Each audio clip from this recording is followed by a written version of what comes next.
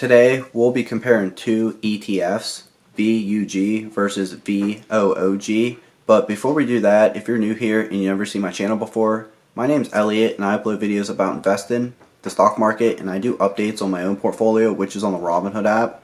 So if that's something you're interested in, give the video a like, subscribe, and let's jump right into it. For this video, I'll be using the Seeking Alpha app, and I do have some notes here that I'll be reading from. And my phone should be coming up right about now. And first up is VUG. VUG tracks the CRSP US Large Cap Growth Index. And looking down at the app, over the last 5 years it's up 76%. Over the last 10 years it's up 215%. Fund details, it was launched in 2004 and it has an expense ratio of 0.04%. Which, when you're comparing these two ETFs, one thing it definitely sticks out is the expense ratio. The holding breakdown: tech makes up 42.25%, consumer makes up 18.14%, communications makes up 10.88%, healthcare 8.67%, financials 6.92%, industrials 4.47%, consumer defensive 2.75%, real estate 2.35%, basic material 2.02%, and energy 1.53%.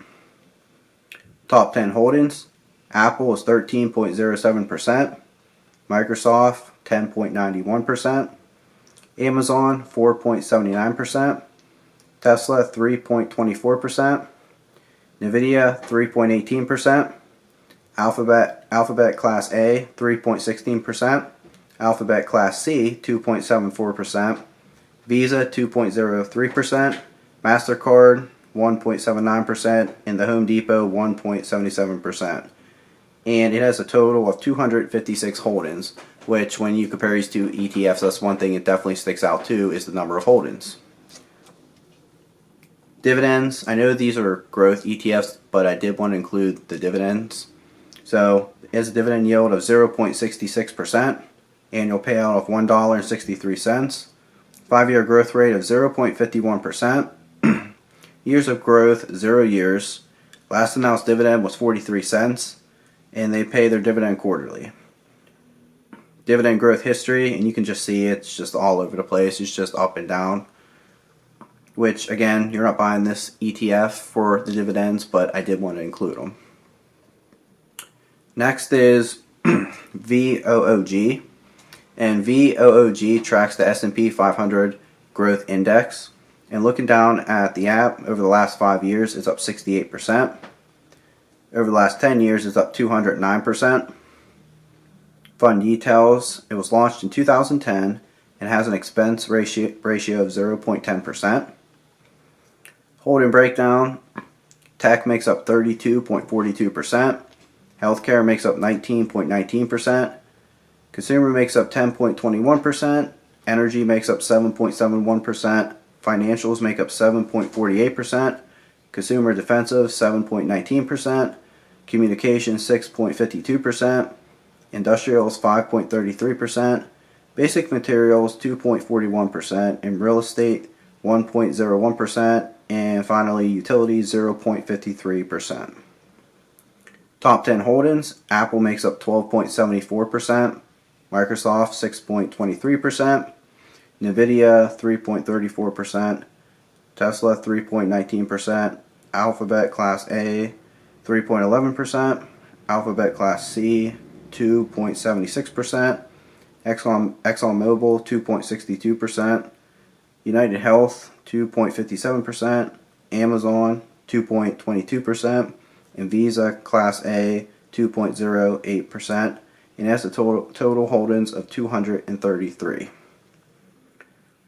Dividends: it has a dividend yield of 0.96%, annual payout of $2.22, 5-year growth rate of 4.10%, years of growth 1 year, last announced dividend was 68 cents, and they pay their dividend quarterly. In dividend growth history, you can see this one is all over the place too, which Again, you're not buying this for the dividends, but I did want to include it. So a few similarities between these two ETFs. They're both Vanguard ETFs. They kind of performed very similar over the 5 and 10 years, and they both focused on growth companies. The main difference between these two ETFs is probably their expense ratios.